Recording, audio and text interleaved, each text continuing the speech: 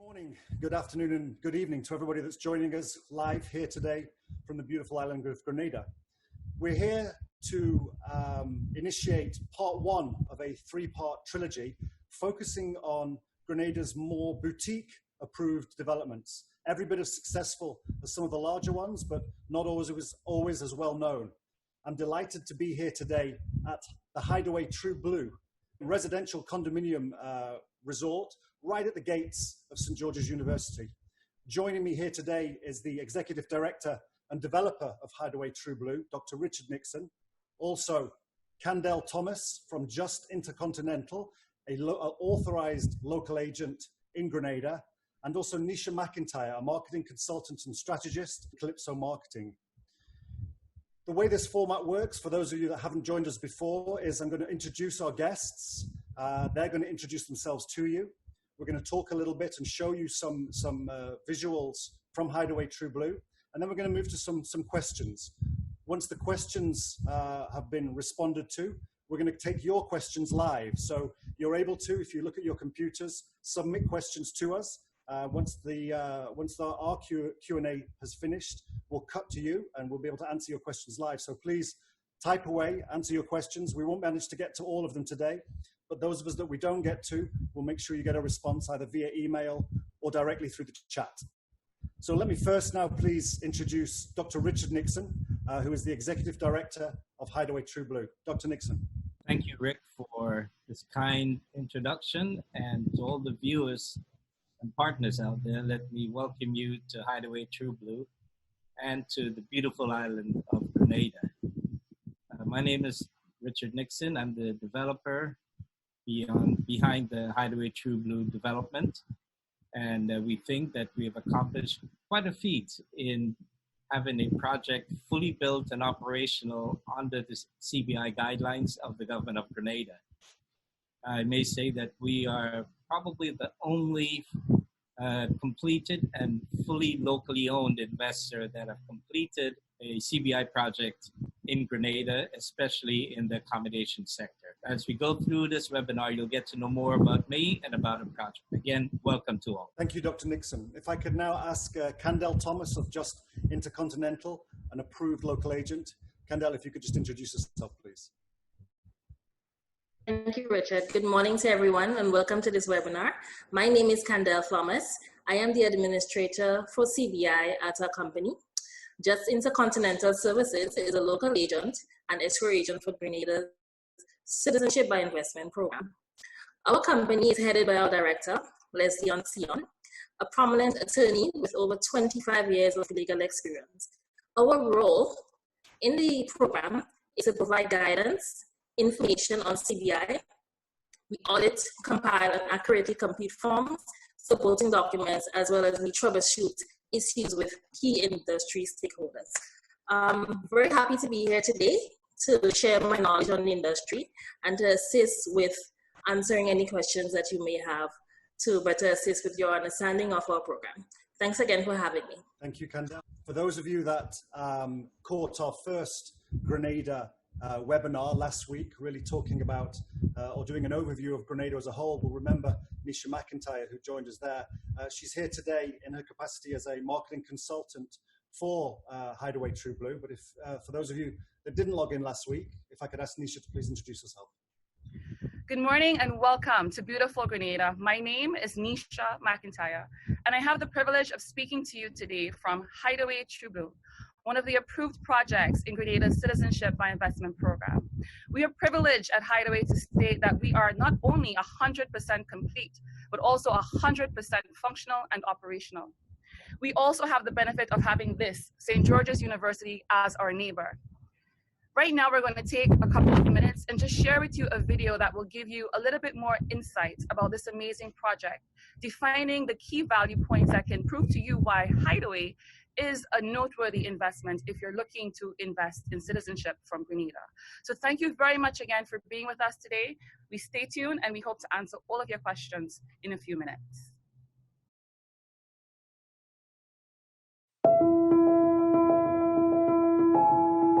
Hello and good day. My name is Richard Nixon from the proud island of Grenada in the Caribbean.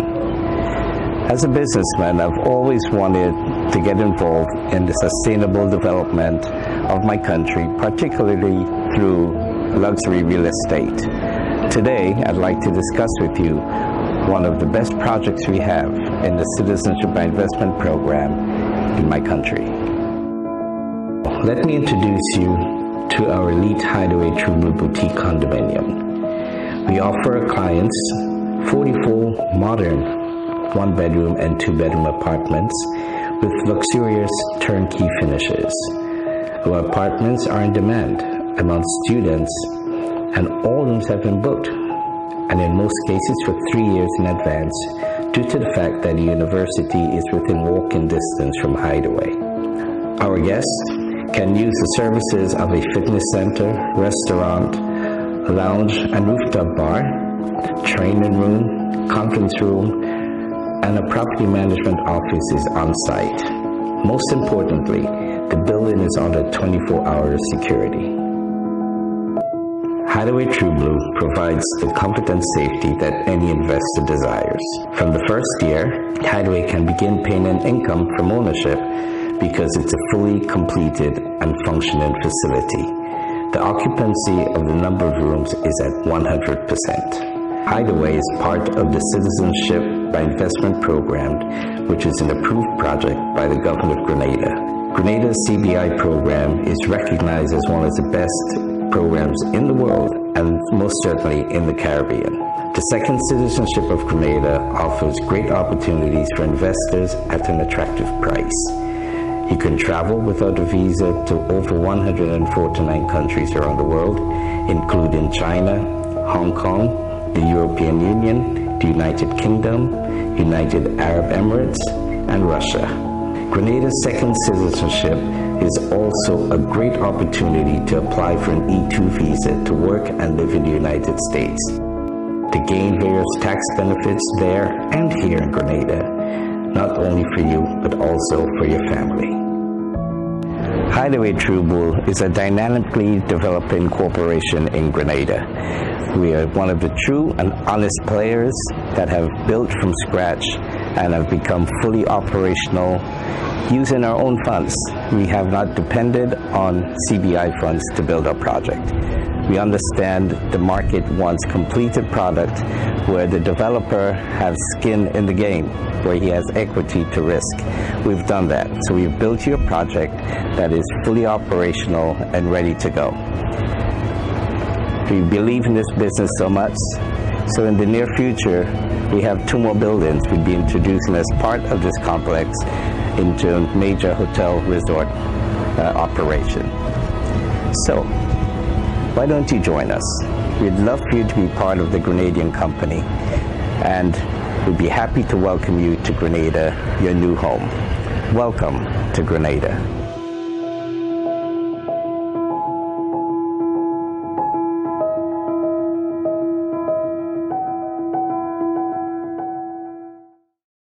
What a great video. Thank you, Nisha.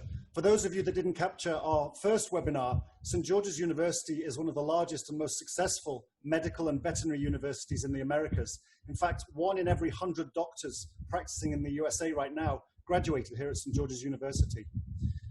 It was remiss of me before not to introduce myself. My name is Richard Hallam. I'm an approved marketing agent of the Grenada CBI program. My company is called Tandem. I also act as a special advisor to the Office of Inward Investment, helping bring investment and investors into Grenada. We have a number of questions that have come through that I'd like to propose to our 3 guests.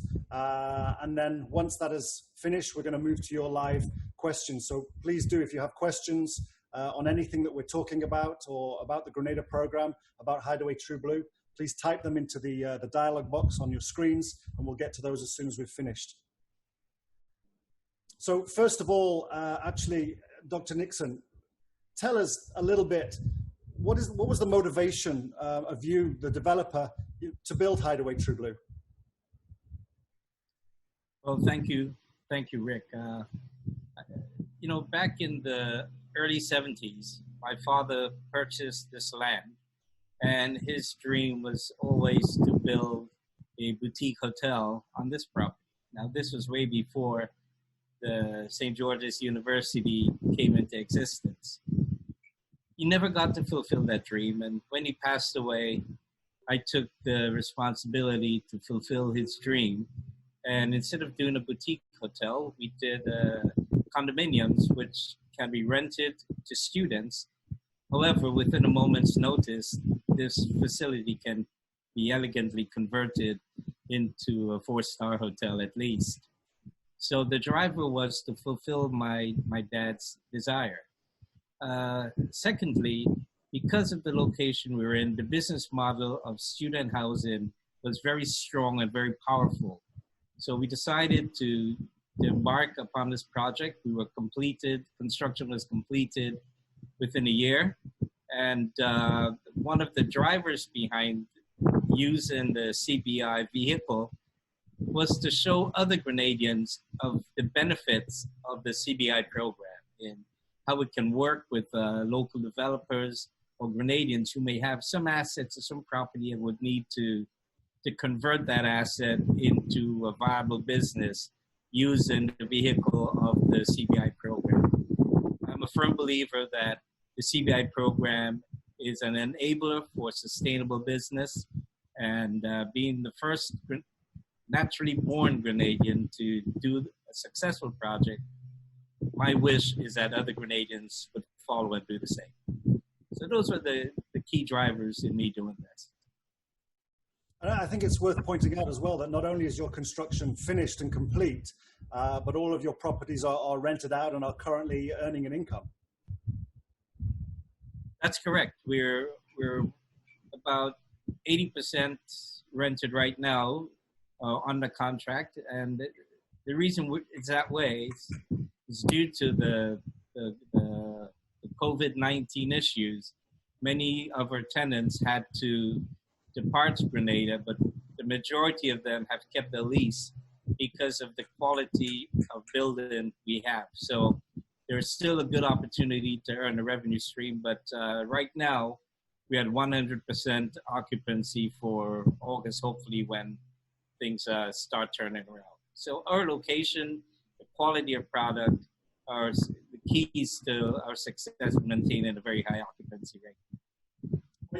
You've answered my next question there, really. I was going to ask you, what are the USPs? What are the unique selling points that differentiates Hideaway True Blue from some of the other developments currently in Grenada?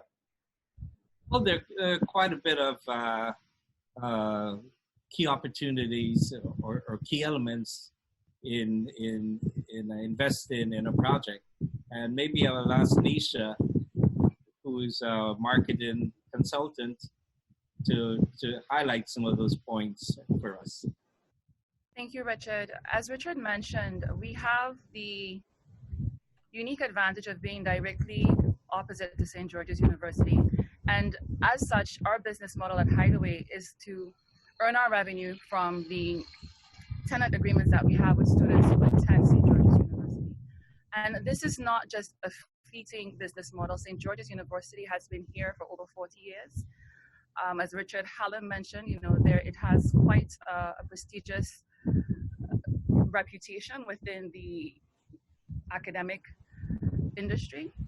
But beyond that, what really makes Hideaway stand out is the quality of the building. You have here not just condos, but condos with other amenities that are usually sought after by students. Hideaway comes with a rooftop bar. It comes with a restaurant on site, 24-hour security, property management on site, conference facilities, study room facilities, fitness facilities. All of this is packaged into what our investors get when they purchase at Hideaway. And this property has been operational for over a year. Hideaway opened its doors in January 2019 and has been functioning at 100% occupancy up until this pandemic. So that being said, what it does is it really does give buyers a sense of confidence in what they're investing in here at Hideaway, because it is complete, because it is functional, and because it is owned by a Grenadian who actually has put his own financial assets into seeing it to fruition. I think these are some of the key selling points that this property has to offer. If you may add one more thing, Rick, and that is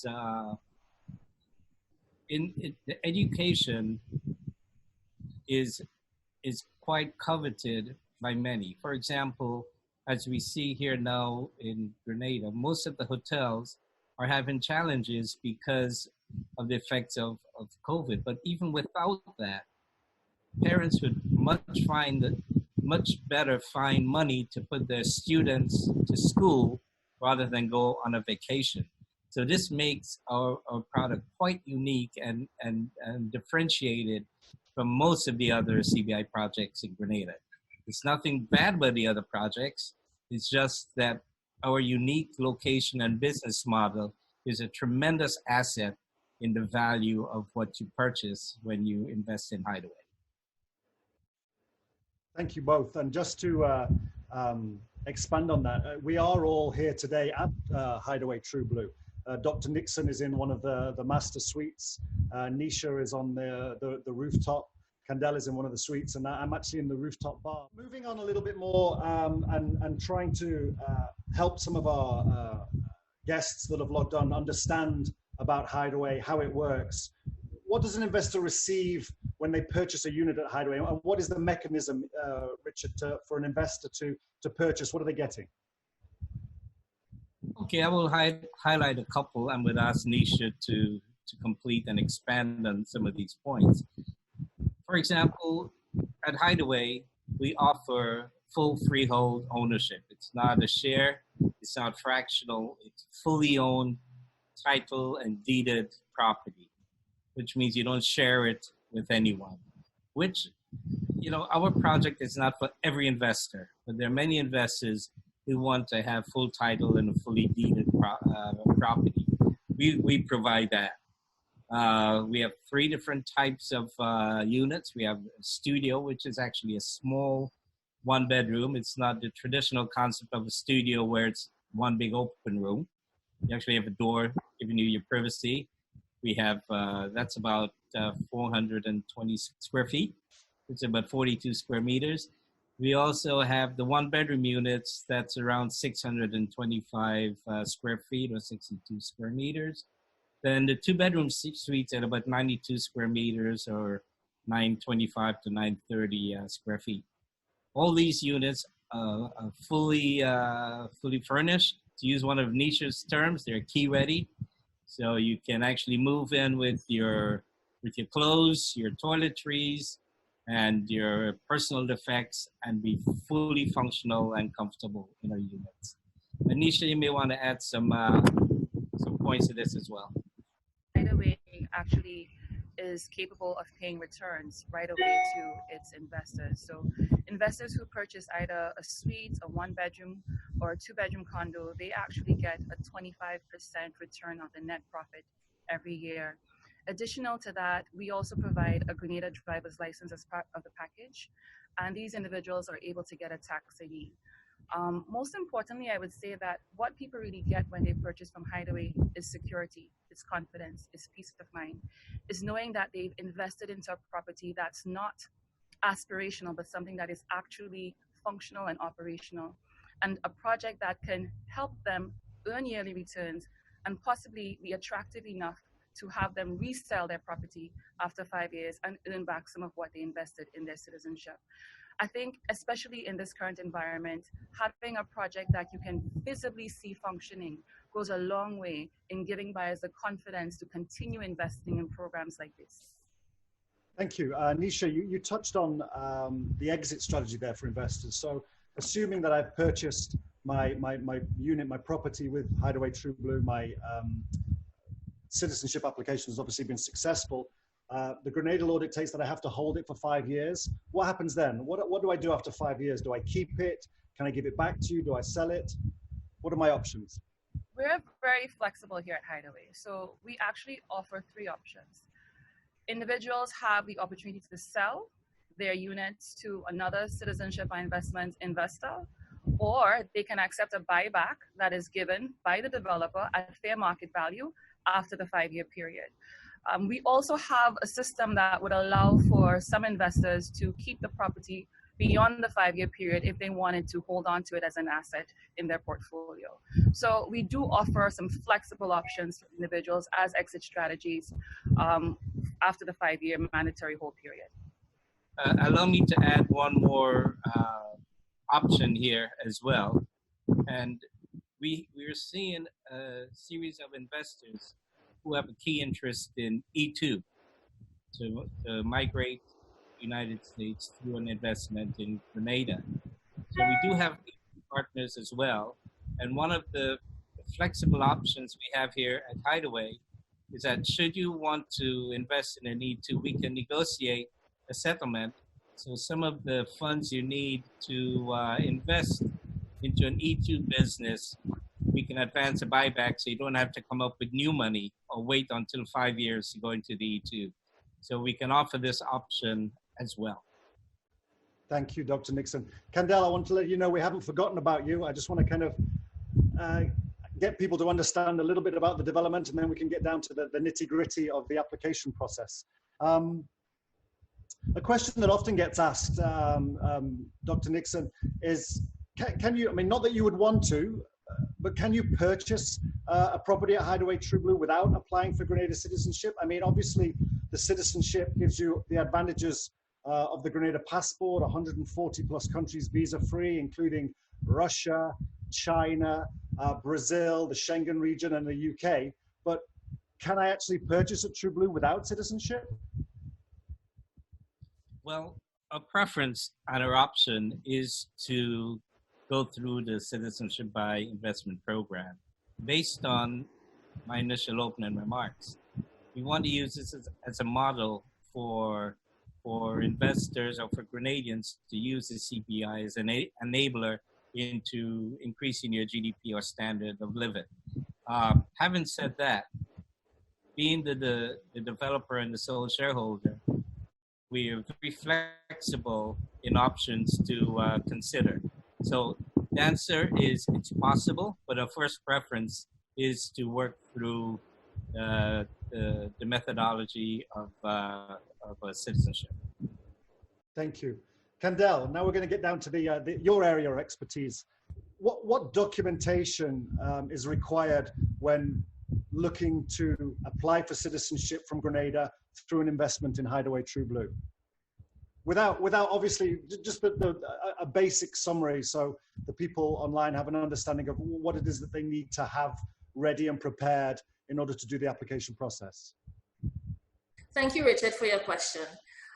Once the applicant chooses an investment type, and in this case it's real estate, they are required to fill out the required CBI forms and provide supporting documents. The forms you're required to fill out would require you to enter your name and addresses, and that includes all residential addresses over a 10-year period. You are required to provide the highest level of education, your work history for over a 10-year period again. You're required to provide source of funds and banking information, your medical fitness, and the investment type and associated costs. Some of the supporting documents would include, again, your source of fund, a detailed description of where the source of your funding for the investment is coming from.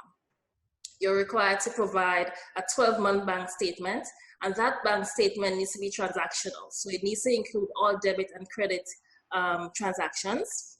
You need to provide your signed letter of authorization, copies of 2 forms of ID, which must be certified by a notary public.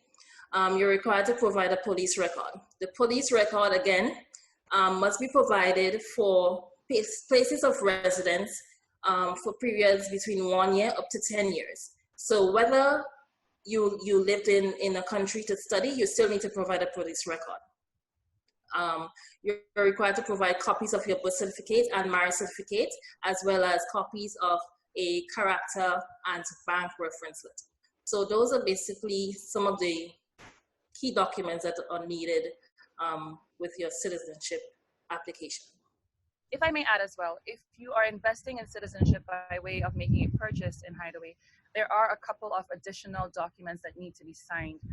Hideaway requires you to fill out a reservation agreement and pay a 10% deposit upfront. There is also a lease agreement, an investment agreement, and a buyback agreement that must be signed.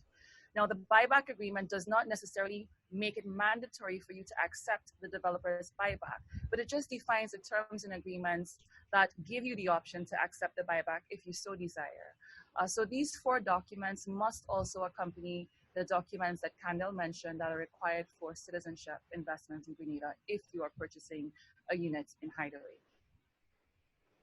Thank you for the clarification. I think what I wanted to get across as well to people is that there's nothing onerous about the application process. If you were applying for a passport in your home country, you would have to put forward the same amount of information, the same amount of details. So it isn't a necessarily difficult procedure, the application process. It is very well laid out, and you have the marketing agent and the local agents who are going to hold your hand and walk you through the entire process. If I'm not mistaken also, Candelle, I believe now you can submit the whole application process online.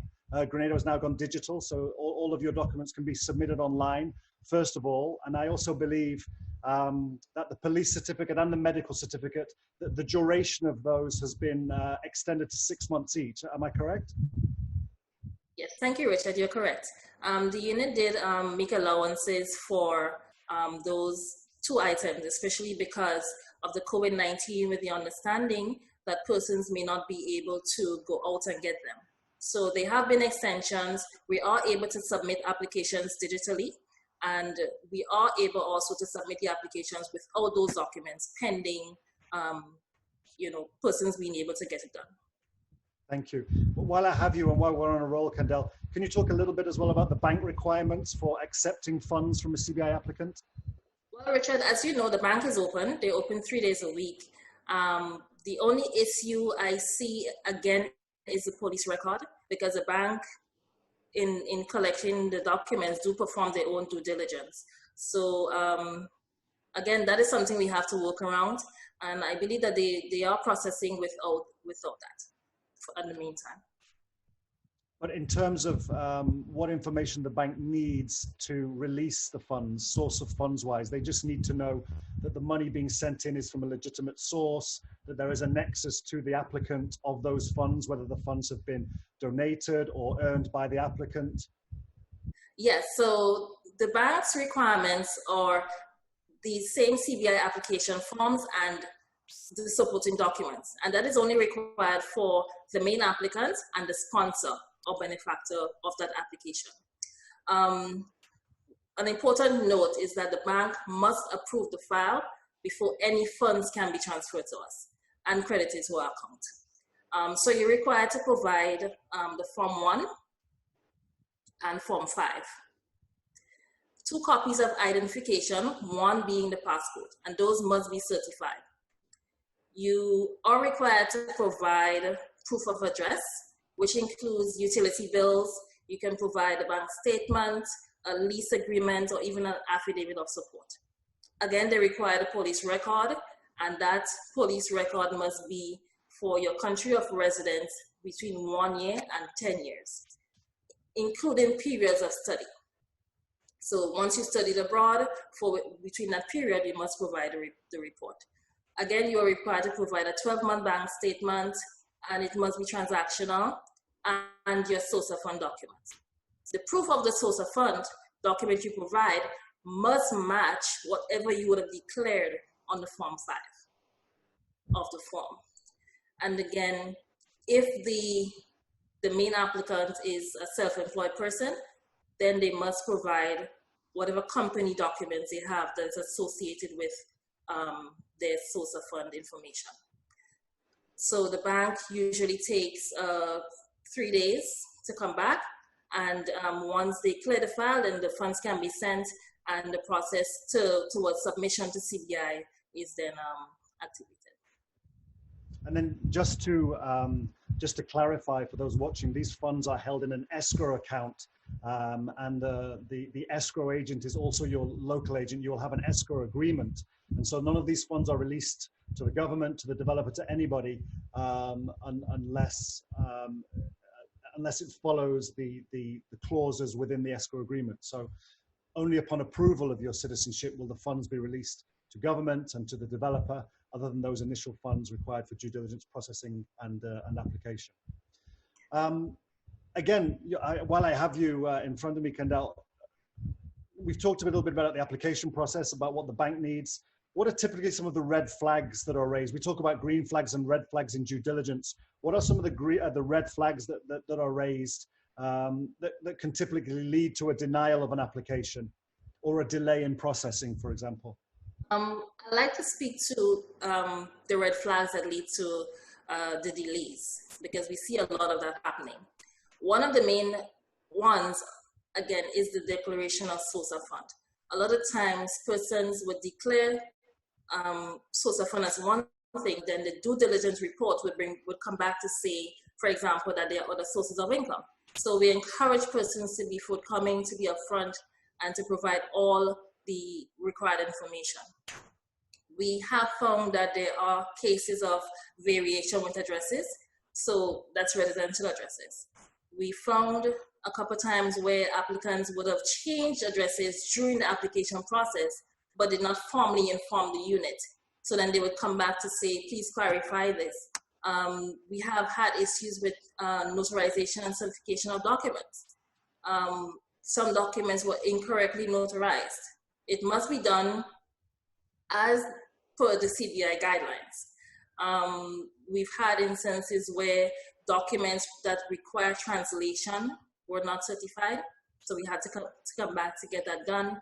And instances where affidavits were not provided for certain variations within the application. So for example, where you have spelling name variations or surname variations or different names, where a person might have different names, you know. So we've had issues with that, and we encourage persons again to be forthcoming, to be upfront, and provide as much information as possible. Anything that you feel might come up in the due diligence, because it's very thorough, you can just bring it forward within the application and CBI would accept. I think it's best to do it that way instead of them having to come back and ask. Every time CBI has to request additional information, the application is put on hold until that information or document is provided. So it's always best to be forthcoming and provide all the documents required up front. Thank you. I think the message is to be honest, is to declare everything, because as we spoke of in our first webinar, Grenada's three-step due diligence, the bank, the internal due diligence through the financial investigations unit, the external due diligence through due diligence companies, they'll find out, and anything that you've done will be discovered. So it's always better to disclose it. If the local agent or market agent can help you and help mitigate the disclosure, we will do. We will advise you whether or not you should apply, and then we will hold your hands through that. So I think again, be honest, disclose everything, and the application process is relatively simple. Thank you so much, Candelle. That's correct. And if you can allow me to just speak on denial, because to date we've only had 2 denials. So, and some of the things that we've seen is that the denial is based on Section 8, subsection 3 of the Act. So CBI does not give you the specific reason, but it falls between some basic stated guidelines that they have outlined in the Act. So some of what we've seen is that persons would have provided false information on the application forms, or that they were involved in an activity that would cause disrepute to Grenada. And I think it's important for persons to note that the denial is not limited to the main applicant. It could be anybody involved in the application that they find to be questionable. Thank you. Nisha, if I can turn to you now, we've kind of talked about the development, we've talked about the application process. What level of after-sales support is available to those investors following the successful completion of their citizenship process and their acquisition of their property at Hideaway True Blue? Post-naturalization, Hideaway has actually set up measures to assist clients in getting certain post-naturalization services. One of the main ones that we do offer, and I think Richard spoke about this previously, is the fact that we have established partnerships with individuals, immigration companies, E2 business models in the US. And so we have been facilitating clients who are interested in migrating to the US via the E2 visa. I think that's one of the main channels that we offer in terms of after or post-naturalization services. In terms of things that they can actually do here in Grenada, we've helped our clients to obtain tax IDs, to obtain driver's licenses. If they're interested in getting a bank account, that's also something that we can help them with. And what's really important to note is that these individuals don't have to be in Grenada to get most of these things done. We can establish a bank account for them remotely. We can also establish the tax ID and the driver's license for them remotely. So that helps them to go about continuing with their lives, with their new nationality, with their new passport, while we work on the back end to facilitate their needs here at home. And as I mentioned before, the channel to have them transition from Grenadian citizen to living and working in the US with the E2 visa, that has been established, and we have been working with individuals to transition from Grenadian citizenship to migration to the US in those areas. Thank you. Moving back to the Hideaway, I think as was revealed on again, our first webinar, not everybody really knows or understands about Grenada, what Grenada's like, what kind of infrastructure we have there. And I think that was one of the live questions that came across was, what is Grenada like? How do we get around? Do we have roads and running water and things like that? So I think it's important to explain to people, as you can see literally from the videos of our panelists here, Grenada is a very developed country. We have a world-class international airport with a 10,000-foot runway. It's one of the largest runways in the Caribbean. We have excellent internet service. We have amazing mobile service. Our water comes down from the volcanic hills and is won countless gold medals for its clarity, its freshness, and its taste. The electricity we get is consistent and constant and very rarely cuts out. It's a small nation. It's a beautiful nation, but it's a very developed nation. And I wanted to kind of segue into the Hideaway, Richard, by asking you if you could talk a little bit about the standard of construction and design and architecture in Grenada and how it compares to other places internationally. And also, as a part B, how does a development like the Hideaway benefit Grenada as a country? Okay, thank you, Rick. Two very good questions.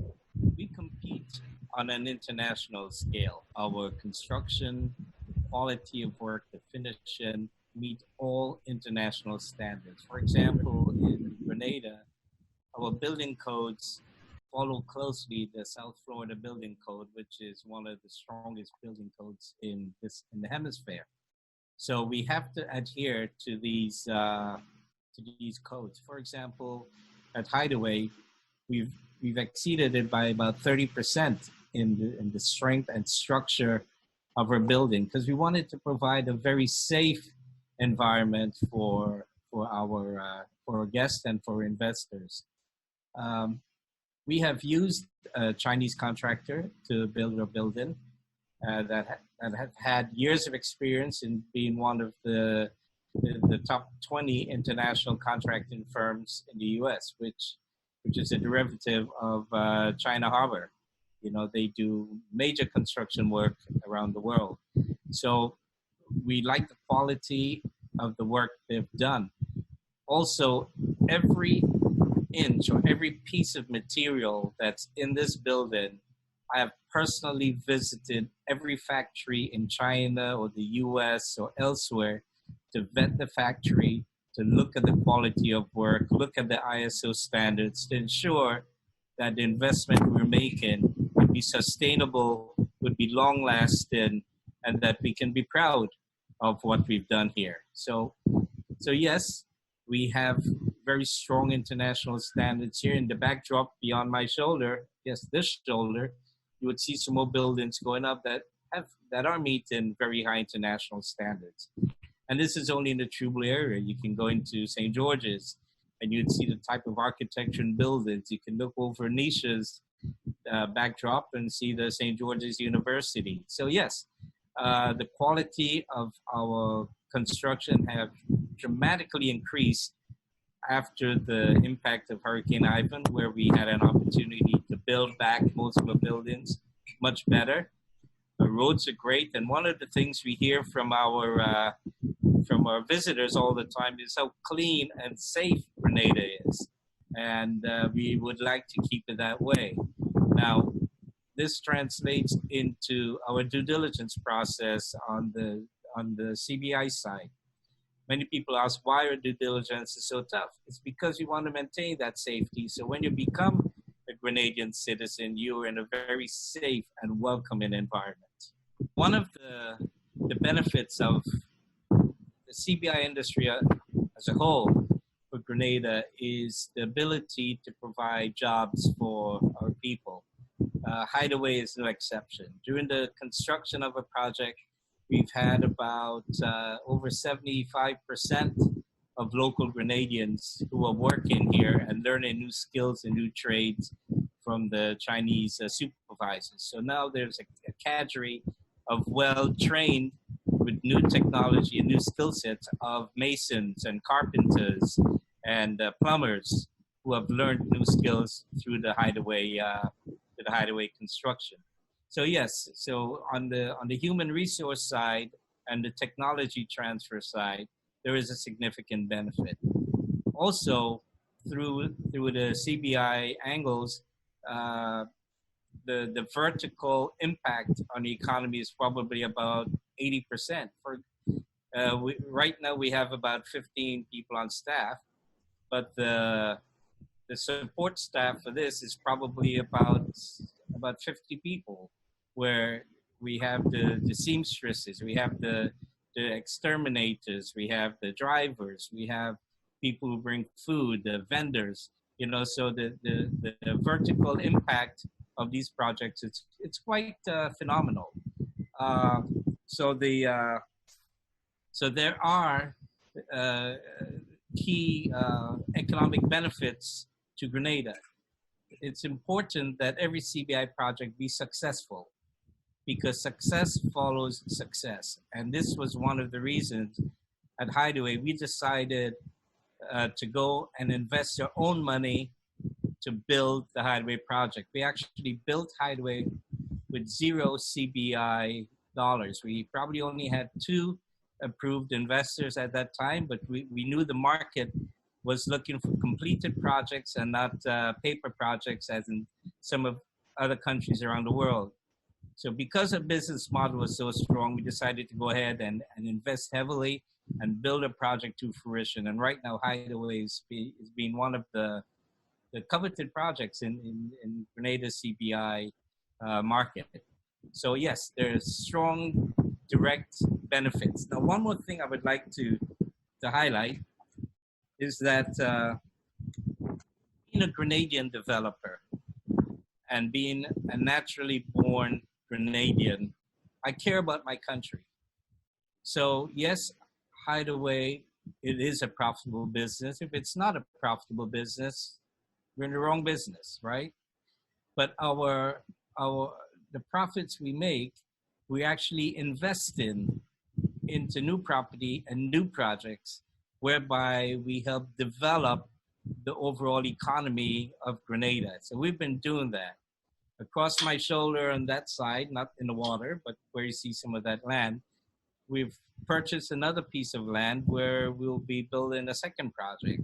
And across the water on that side, we purchased another piece of land. So this is one of the benefits that of how we help the economy in Grenada, is that our money is reinvested back in Grenada, and not like some other developers in other islands where the funds leave Grenada and does not come back into the economy. So we're 100% committed into reinvesting into our country to raise the GDP standard for all Grenadians in every aspect.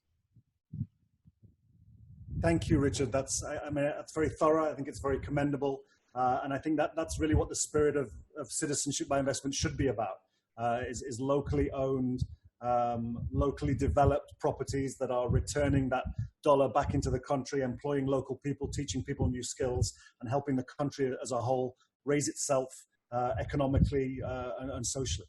Absolutely. I just wanted to clarify one point there. You mentioned Hurricane Ivan. I think it's important to note to those people out there that aren't familiar with Grenada, Grenada is in the southern Caribbean, the very south of the Caribbean. We're about 2.5, 3 hours away from Miami by jet, but we're actually below the hurricane belt.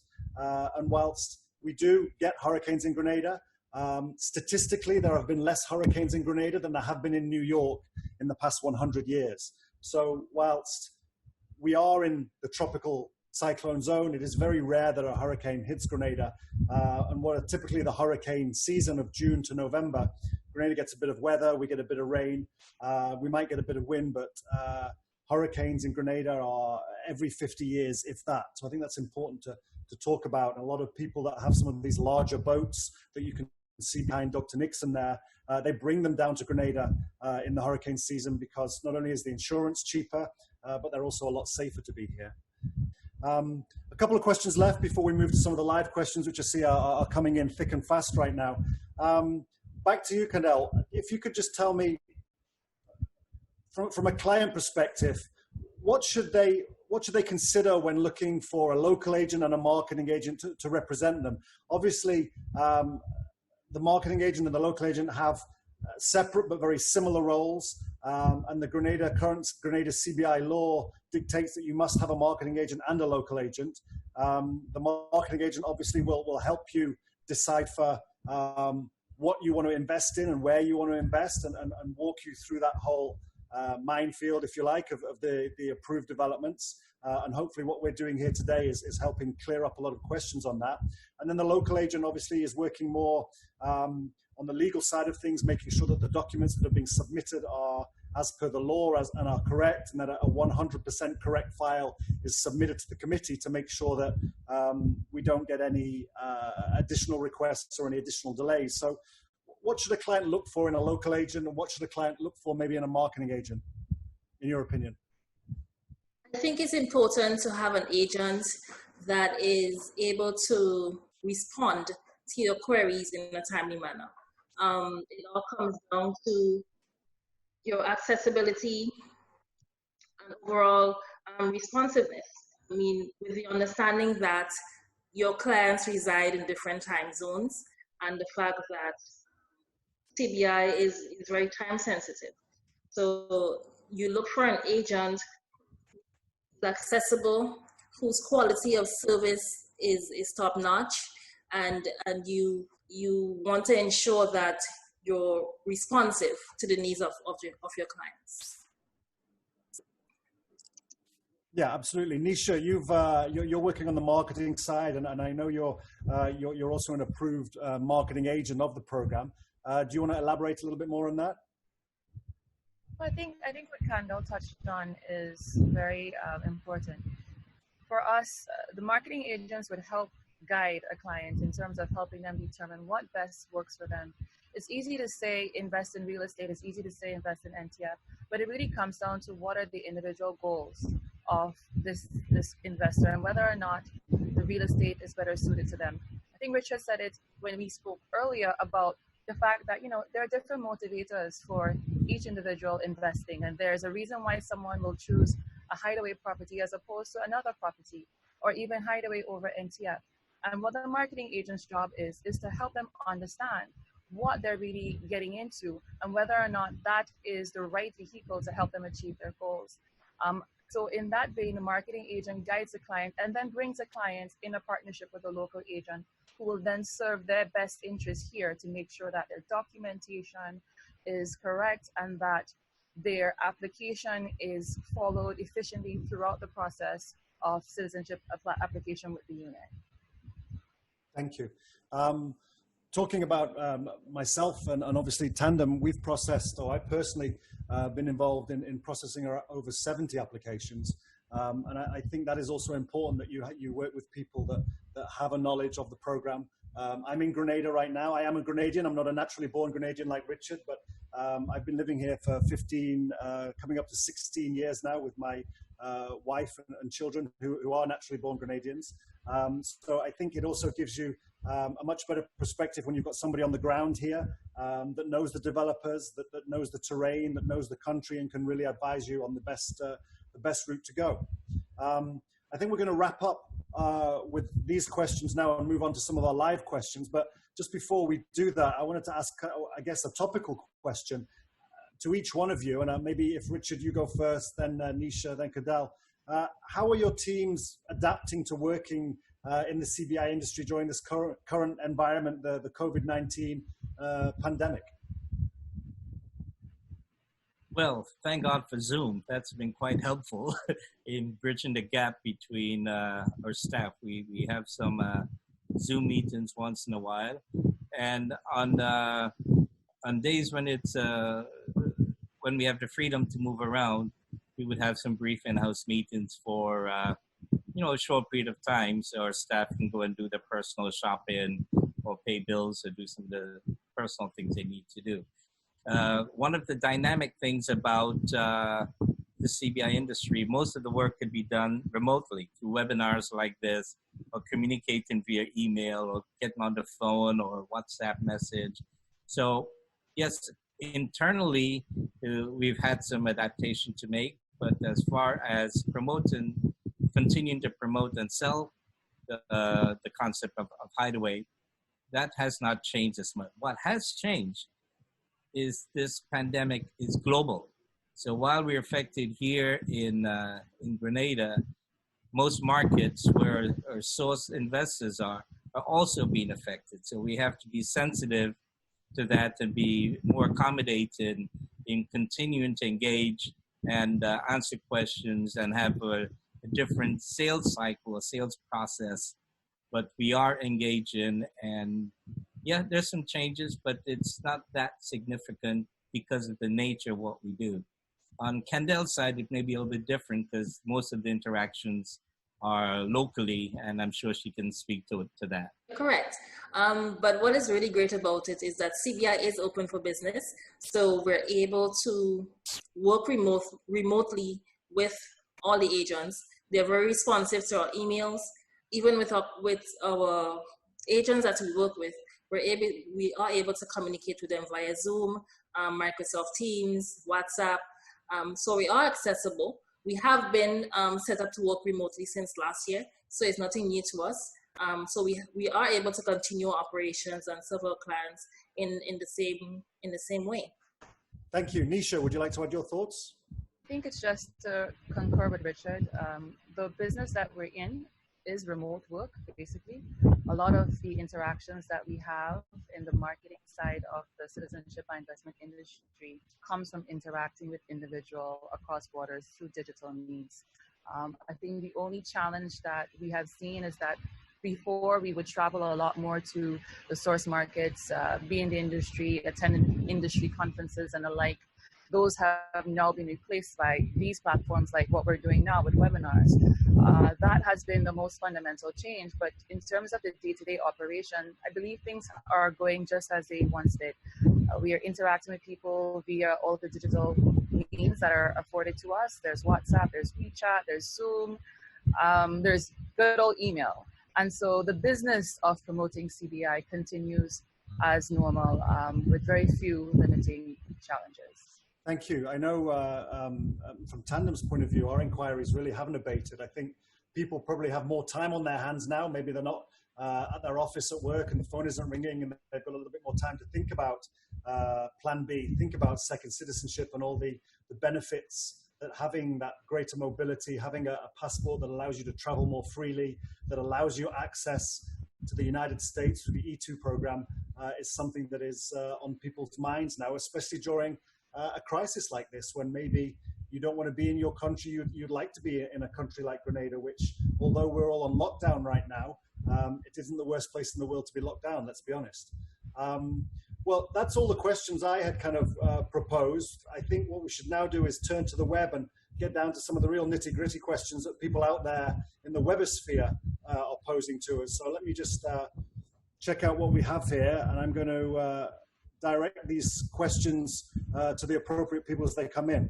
Just looking at the questions coming in on both platforms, both the Q&A platform and the chat, actually, we have quite a lot of questions to get through. So I would ask our panelists to be as concise but as brief as possible, please.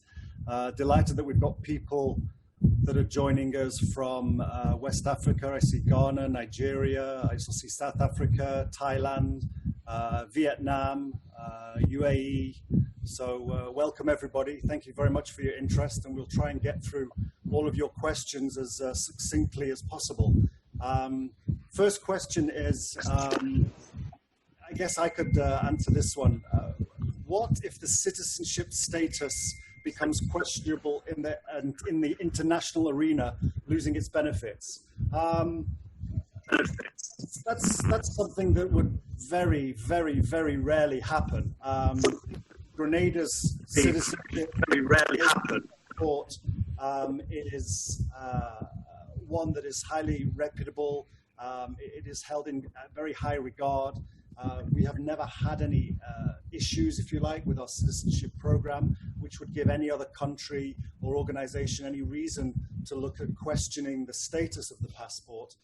That has happened in other jurisdictions, regrettably, but I think the three-step due diligence program that we've already discussed, and just the stewardship of the Grenada Citizenship Program, I do not foresee any issues with regards to the status of a Grenada citizenship today or tomorrow, and in the future, long term. I don't know if Richard, you would kind of add anything to that, or Nisha, but I think the applicants shouldn't worry that if they become a Grenada citizen today, in 5 years' time, that passport may change.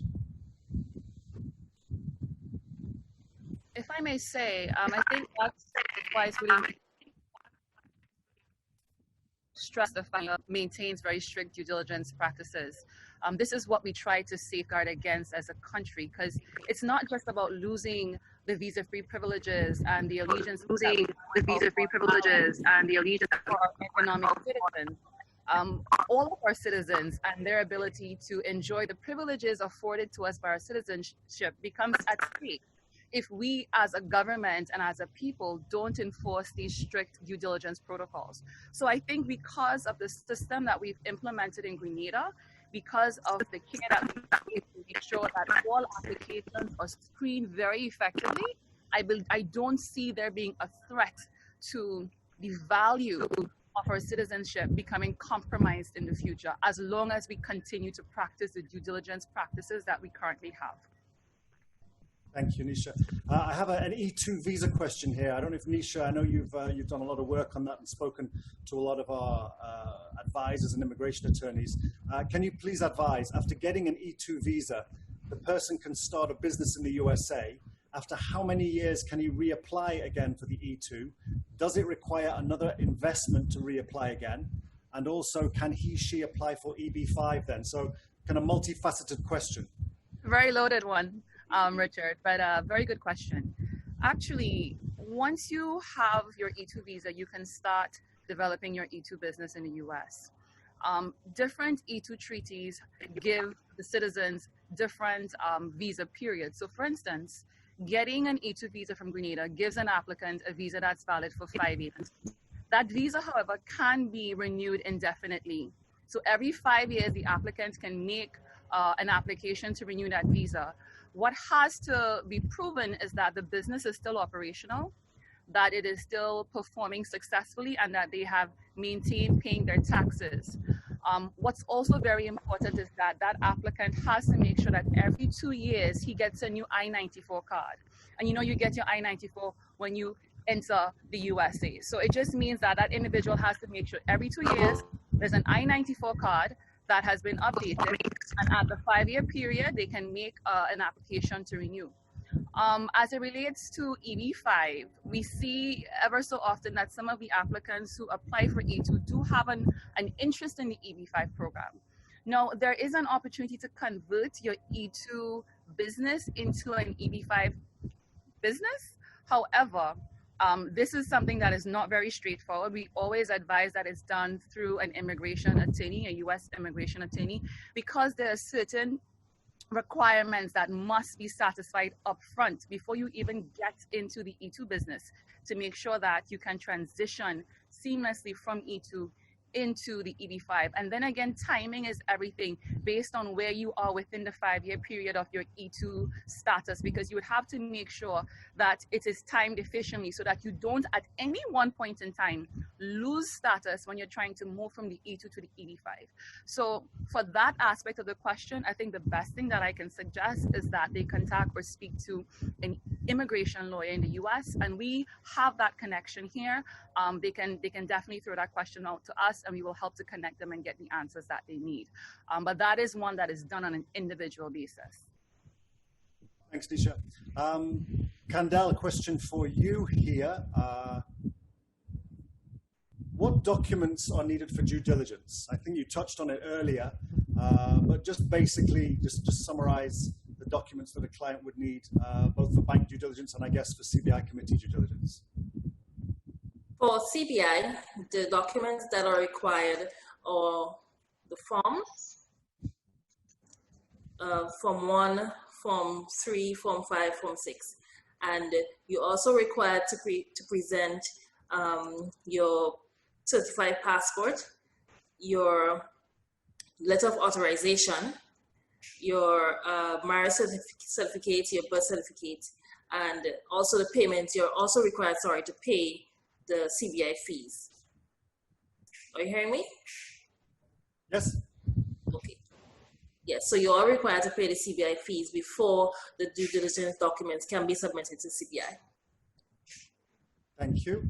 Nisha, favorite question of yours. If I get a Grenada passport, is it free education at St. George's University? Sorry, I was mute for a second. Actually, no. Unfortunately, education is not free at St. George's University. However, Grenadians do receive a 90% discount, you could say, of tuition at St. George's University for their undergraduate degrees. So as long as you're a Grenadian, you qualify for what they call a partnership award, a Grenada Partnership Award, and that guarantees you 90% off your tuition. That takes into account arts and sciences degree and pre-med degrees as well. So that is what you can receive as a Grenadian at St. George's University, 90% off your tuition. Thank you. Richard, looking to bring you back into the fold here. What are the prices to purchase the properties at Hideaway True Blue?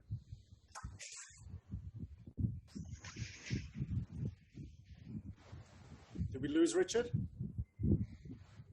Nisha, maybe you want to step in?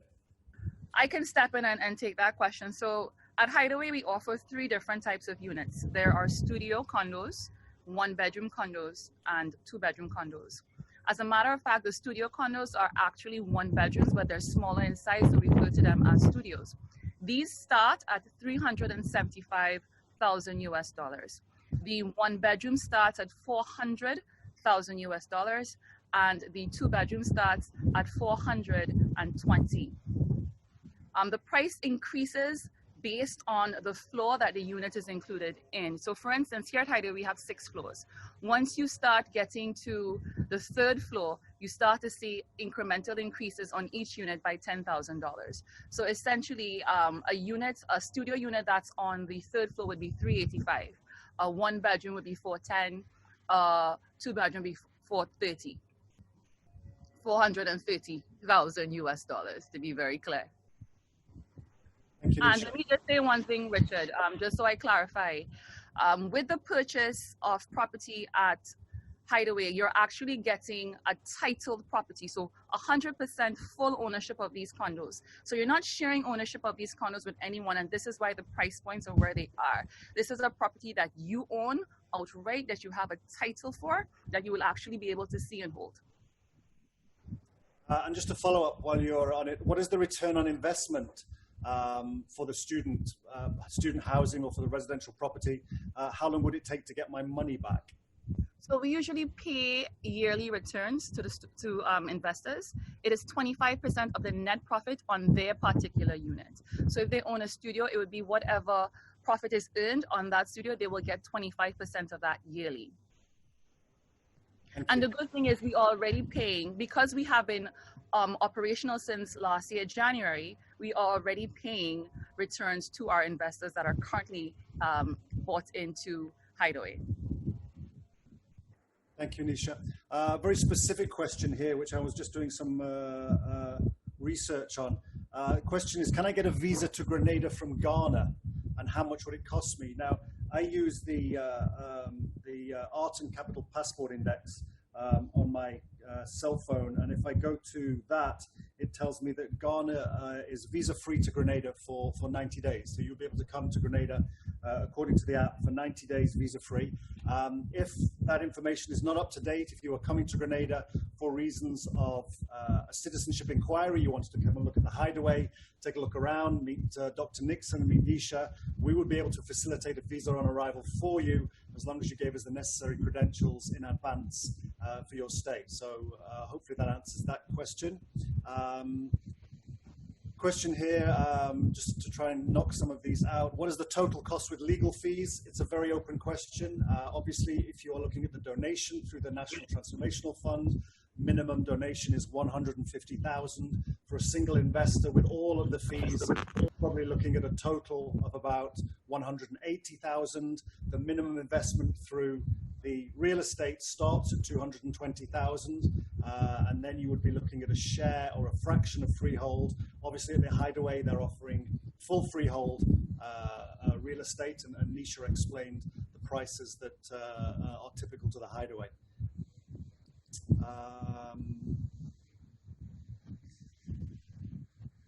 Here's a good question. Richard, I think we've got you back there. Sorry we lost you. It's an open question, but what airlines come to Grenada, and how long does it take for one to obtain a citizenship after all the documents are fully submitted? Okay, well, yes, I'm back. Can you guys hear me now? Yes, thank you. Perfect. Yes, so we have quite a few airlines flying into Grenada. American Airlines with the seasonal daily from Miami and seasonal out of Charlotte, North Carolina. JetBlue from New York. We have Delta with a couple of flights coming in as well. British Airways, Virgin, Condor, Caribbean Airlines, and the list is growing. And as our capacity increases for tourism, you would see more airlines coming into Grenada. Now, regarding the timeline for citizenship, it all depends on the quality of the information you provide, especially to the CBI agencies for the due diligence. So this is where Candelle and her team would be very active in ensuring the application is complete. So once it's submitted, it's smooth sailing. We don't want to have your application submitted and it gets stuck for some undue reason. So once that's done, the process is within 90 business days. We're actually seeing some results a lot less than that. And as the efficiencies develop inside of the CBI unit, I think we'll see that getting down to about 60 days or so. Thank you. Candelle, a lot of questions in the same topic with regards to paying for your investment. Can you pay in installments? Over how long a period do you have to pay for investment? Do you want to just touch on that? Unfortunately, the payment has to be made upfront. Once the application is approved, you're given 30 days within which to pay the investment sum. So no, it cannot be done in installments. But you can put your deposit down for all the costs, due diligence, and then the full amount 90, 120 days later, hopefully, when your application is approved. So there is a period of 120 days later, hopefully, when your application is approved. So there's a period of if I may add, if you're looking at a Hideaway specific investment, up front, you'd have to pay the 10% deposit of the unit, and then you will be required to pay your due diligence fees, processing fees, application fees, your local agent fees, and then there are always some bank charges. And as Richard said, after that period, there's the due diligence period. You have about 60 days within which, or a little bit more, that you then can prepare the balance of the payment. So you then pay the 90% of the investment price after you've got 90%, of the investment-grenada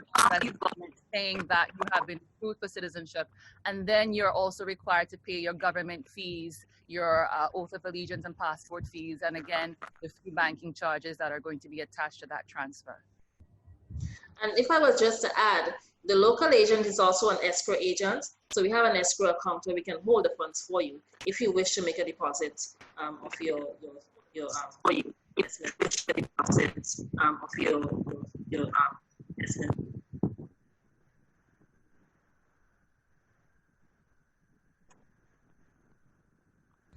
I'm getting quite a bit of feedback. I hope everybody else is hearing us right. Another question here, Nisha. Are there any fees associated with ownership, HOA Insurance Act? Richard, I'm sorry, I can't really hear you very clearly.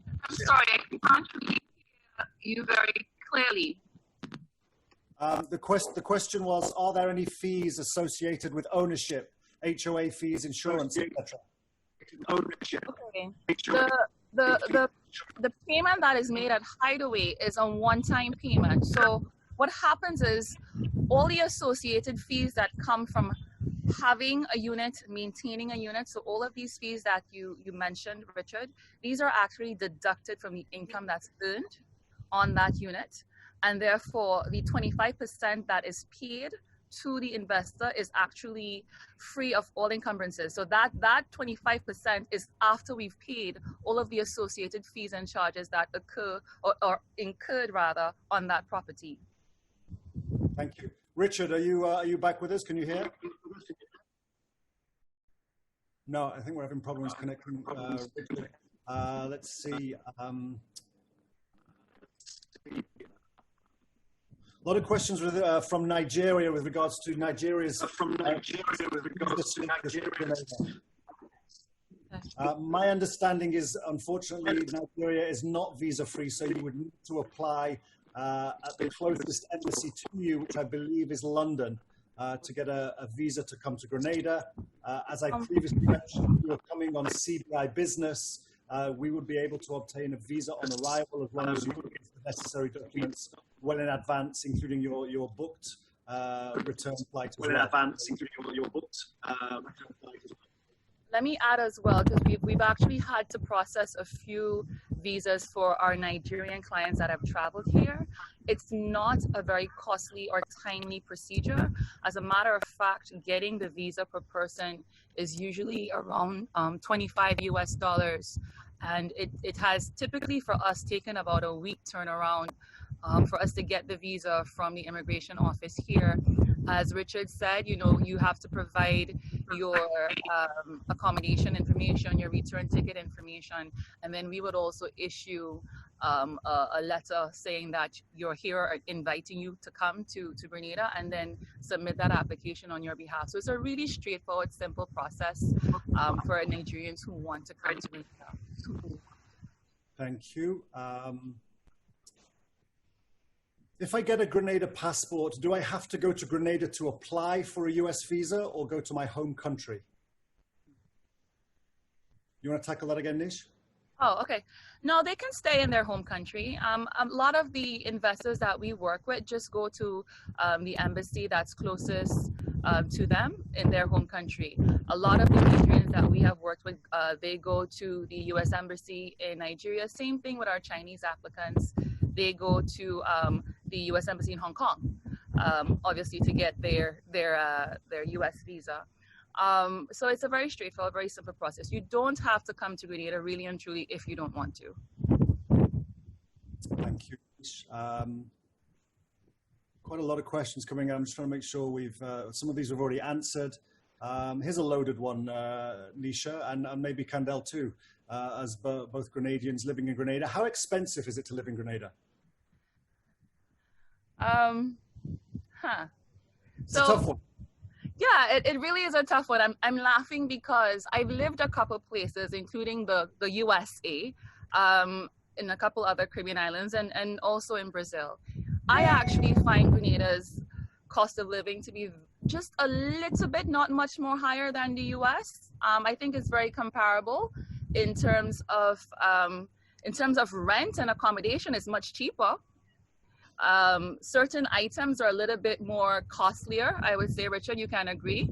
Some of the imported items that we would get in terms of food items might be a little bit more costlier, but your basic needs, electricity, accommodation, these things are noticeably cheaper than they are in the US. And as a matter of fact, remember, our currency is the Eastern Caribbean dollar. So $1 is equivalent to $2.71 in Grenada. And you have people here in Grenada who pay rents anywhere from 400 EC dollars to 2,000, 3,000 EC dollars. And you have people living in very well-appointed homes for 1,000 EC dollars, 1,500 EC dollars. So that gives you a little estimation of what the cost of living might be like here. Thank you. There's a general question here. Do you have a list of real estate options and what is the cap of investors for this development? The Grenada Citizenship by Investment website, which I believe is www.cbi.gov.gd, has a list of all the approved developments. What we're doing in these webinars is we're highlighting some of the more boutique developments. This is the first one. We have 2 more coming up in the next 2 weeks. If you would like to learn more about some of the Grenadian-owned developments that are in the country. Is there a cap of investors for this development? I believe the answer to that is the cap is the amount of residential apartments that you have available for sale, correct? Correct. We have about 36 units here available for sale still. So that right there is our cap, 36. Will the pool of investors affect the ROI? No, because remember, each person gets paid a return based on their unit. You own one of these condos outright. So the performance of that unit is what dictates what you get in return. Here's a good one, Candelle. It's actually an issue that I actually just had to deal with a client. What if I can't get a birth certificate from my home country? You're on mute, Candelle. Some countries you can get, for example, I know China, you can get a notarial certificate of birth, and it really depends on the reason that you're not able to get it. Is it because you never had it? It's not available to you? Some of these things you can put in an affidavit, you know, based on your reason, but it would have to make sense to CBI at the end of the day. Yeah, no, that makes sense. That's the answer I got when I asked. It was last week that an affidavit could be supplied as long as the reasons for not being able to obtain the birth certificate are genuine. For example, you know, the country doesn't issue them, or the country issued them in paper form and it's not kept electronically. So you are able, providing you can supply with the requisite documents, to apply through the CBI program without a birth certificate. Richard, are you back with us? You're on mute as well. There you go. Great. Yes, I'm.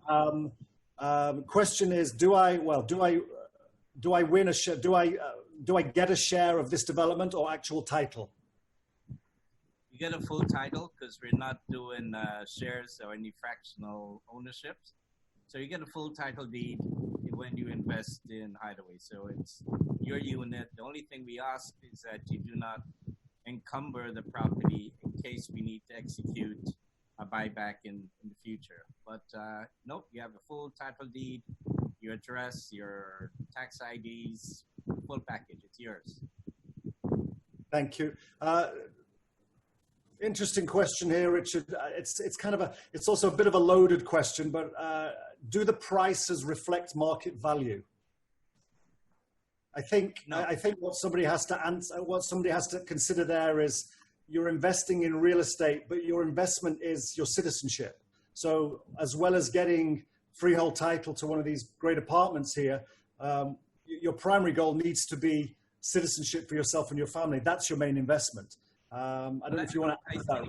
I think there are a couple of ways we can answer this, Rick. No, it's not market value because the price is set by law, by legislation. It's $350 for full title minimum amount of investment. So that's set by the government. Secondly, the Grenada Citizenship or passports is not free. There's a cost to that. For example, if you invest through donation options or contribution to the National Transformation Fund, that's a minimum of $150,000, and for a family of 4, it's $200,000 plus. So, no, it does not reflect market value. However, as Nisha said earlier, if you resell after 5 years, obviously real estate would appraise, but market value is market value. If any one of us can predict market value in 5 years, we're doing the wrong job, guys. We should be doing something else. And it's noteworthy at the 5-year mark, they can resell for $350. That is stipulated by the program. Yes, so let me add one more thing. Anisha is right. Because of a strong business model and we've already built. If you would like to exit before the 5 years, we're quite flexible in working out a deal for you guys. I think I may have to go inside. The sun is beating up my computer, and I think this is where I'm getting these issues from. It's getting really hot here. That's island life for you. Okay, moving on. Time-wise, I think we have time for a few more questions. They're coming in on both the chat and the Q&A. Is this development the only student accommodation next to the university, or do students have more options, Nisha? Students have more options. If you look around, there are apartments to my left, apartments to my right. Where Hideaway differentiates is that Hideaway is located directly opposite to the entrance to St. George University. So if I were to just gently, while I have you guys here, I'm going to just walk across. Right here is the entrance to St. George's University. I'm standing on Hideaway's rooftop. So essentially what these students have to do is they get up in the morning, they get up in the Hideaway, they cross the street, and they're in school. So that's the benefit of Hideaway, is that students here don't even need to have cars or invest in cars because everything is within walking distance. As a matter of fact, some of their classes may be closer to their apartment than it is once they get on campus. So that is the value of being in Hideaway and of owning a condo in Hideaway. I hope you guys were able to see the picture that I was giving you. We certainly heard the wind. Oh, I'm so sorry.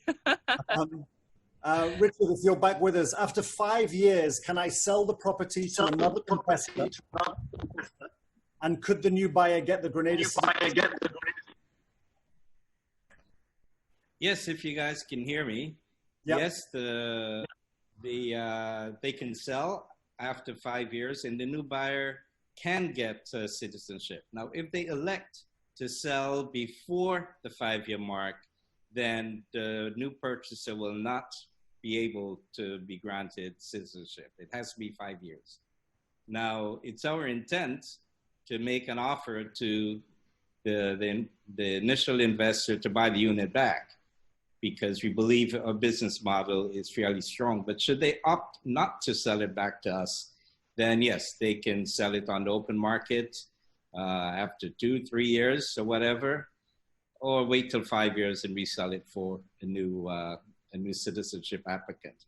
Now, one thing to consider, which I alluded to earlier, in the event the investor's intent is for an E2 visa, they may want to elect to do an earlier buyback so they can gain some funds to invest into their E2 project in the US, so they do not have to come up with a significant amount of the second funds for the E2 investment. Thank you. I'm going to do maybe two or three more questions, and then we'll look to wrap up, because I know people have been on this for an hour and a half now. Just so everybody knows, I know we had a few audio difficulties, I understand, in the beginning. So if you've registered for the webinar and put your details, your email in, everybody will get an email with the recorded version, so you can be able to watch it, save it on your computer, watch it at your leisure. It also gets downloaded onto YouTube. So if you did miss that first 15 minutes, please stay tuned for an email coming into your inbox with a follow-up. Let's see, let's get some good questions here now.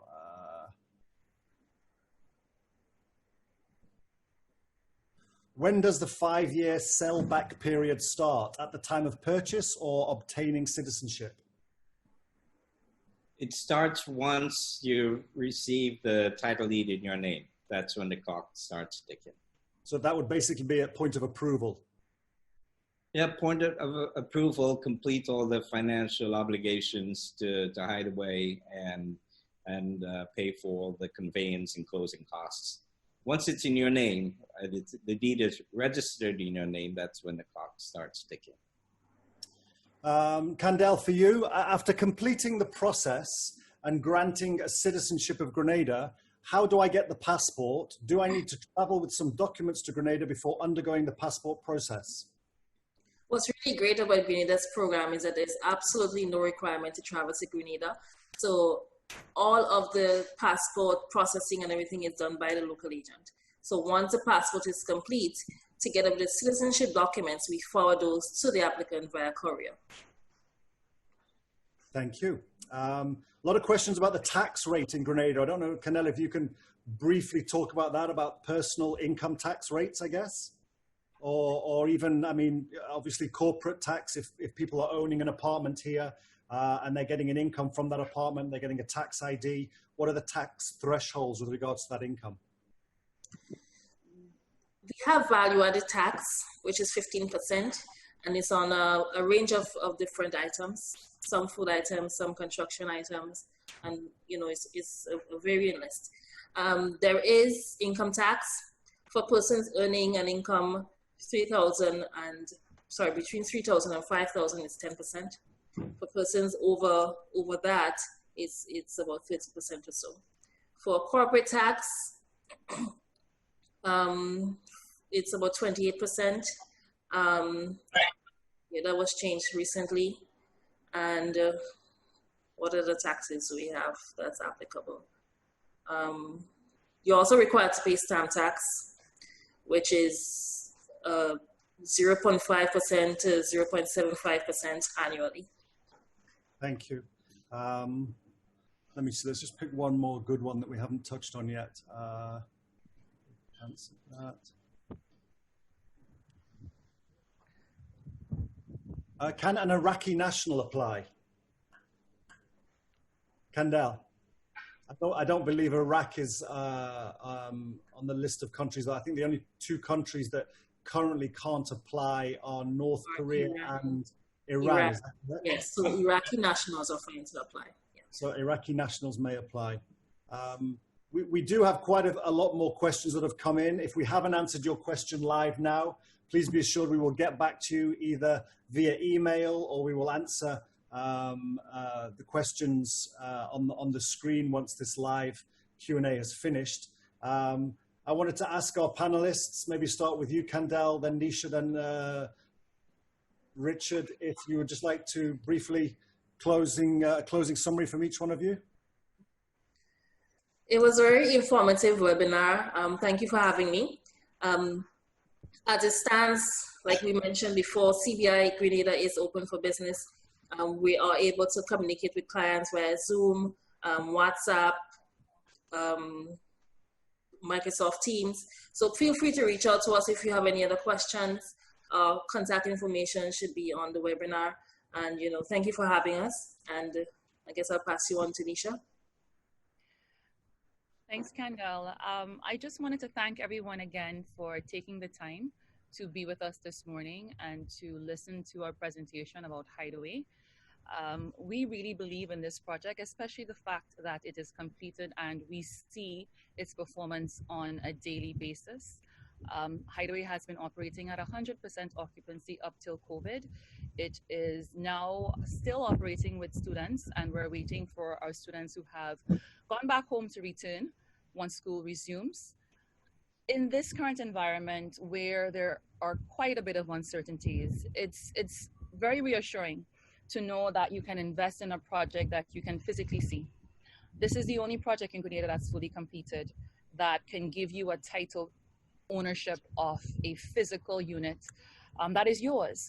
So there's value in that. Before I turn off the picture though, please allow me for the second time to show you again the strategic placement of Hideaway within Trilogy, so you can really appreciate its value in terms of its location to St. George's University, its environment. Okay, so just bear with me 1 second.